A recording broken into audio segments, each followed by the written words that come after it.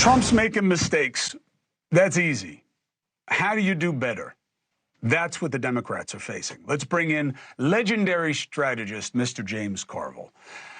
What'd you think of Bill O'Reilly's dispatch from China? Do you think they were being straight with him? They said he is the most potent journalist in the history of the world. Look, I'm not going to comment on who's a potent journalist or not. That's not my expertise. You can get to people at Columbia Review of Journalism to talk about that. I'm not an expert in that field. And from what I listened to his interview, and what he said clearly comports with other things that people that have been to China have told me the same thing. It's a very totalitarian, authoritarian state that's very security conscious. Doesn't harbor dissent. It's the most authoritarian. I don't know. It seems North Korea could compete with them pretty good, but I don't have but from everything he said, it seemed pretty in line with most of the things I'd heard previously or been told. I agree with you, except for the Columbia Journalism review. The last thing I want is those those gumshoe elitists telling me anything about anything. But let me ask you something. Oh, I don't care. Okay, I got you, Jimmy. I'm just messing with you. Let me ask you something. So the autopsy comes out. Trump sucks isn't enough. Democrats have to retool and show what they're for and how they're going to make things better if they want to build a new constituency. It's not a surprising message, but is it one that the party is receptive to because they seem to be just trying to out MAGA? Well, let's back it up. First of all, the catalyst is they're very competent data analysts and they're very good at numbers and algorithms and regression analysis and all that. The truth of the matter is, if we'd have had a different candidate, we'd have won by 5. Understand, the most important thing in politics is candidate quality. You just don't put a bunch of numbers and get and say, well, you're down 2.5% with black males under 30, or you up this, or you're that. If the country wanted something different, we resolutely refused to give it to them. Mm-hmm. It's still almost won the election. If we would have nominated Governor Whitmer or Shapiro or 5 other people, we'd have won this thing going away. It was an election that people wanted something different, and we gave them the same candidate, the same staff, the same message, the same record, the same everything. And that was what happened. It was just people were saying, I want something different. And they said, we're not doing anything different. And she was under orders from the president not to have 1 centimeter of space. And that's what happened. And I think catalysts, they do good stuff. Everybody looks at it. It's very analytical about what happened, but I'll tell you why it happened, because people wanted change and we didn't give it to them.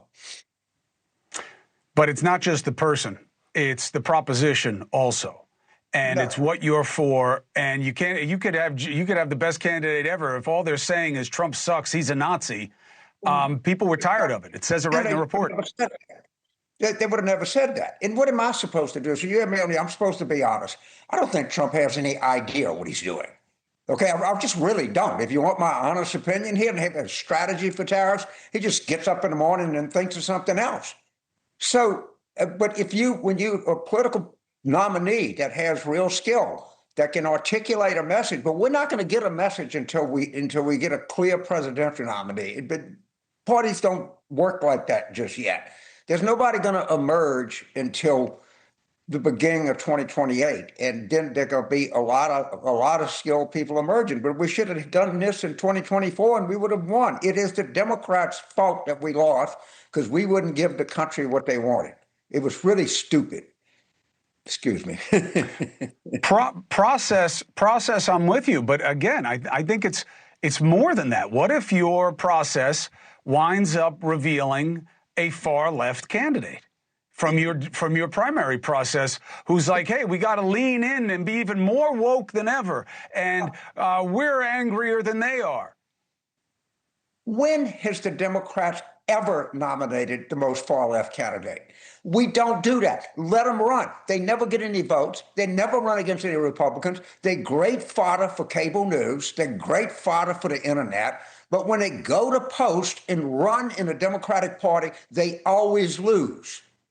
So I'm not really worried about the far left winning anything. And we have eons of skilled candidates that are not far left, that are maybe what I would call myself. I do not think I'm a moderate. I think I'm a liberal and a proud one, but okay, whatever somebody wants to call me, I don't really care. But there is a lot of skill out there, and I have zero concern that we would nominate a far left candidate. That's just not who the people that vote in the Democratic Party are at all, not close. Do you think enough people in this country believe Democrats want America to succeed versus just wanting Trump to fail? I don't think the country, understandably, really knows the Democrats for, because we don't have a leader. We don't have any power. We're reacting. Look, I think there's golden opportunities over the summer. I think the stuff they're doing at the Veterans Administration, we have 18 veteran suicides a day, and they're cutting the veteran suicide hotline. They're cutting obligations that we made to veterans. If we can't make political hay out of that, and I don't think we'll have a middle ground. I don't think 26 suicides a day are acceptable. I don't think that. And I think we have all kinds of issues, and you haven't seen anything till you see these deficit numbers that are going to come in after they pass this bill. They're going to be mind-boggling. I had Larry Summers on my podcast, and it's almost incomprehensible what they're getting ready to do. Incomprehensible. So we have to react to it. We don't have to do anything about it. Well, Jimmy, I'll be here with you every step of the way. We'll see what happens, and we'll see what your party does with it. And I always look forward to your perspective. Thank you very much. My opinion. Thank you, Chris. Thank you. Thank you for watching. Subscribe below and download our NewsNation app right now on your phone, and you will get fact-based, unbiased news for all Americans.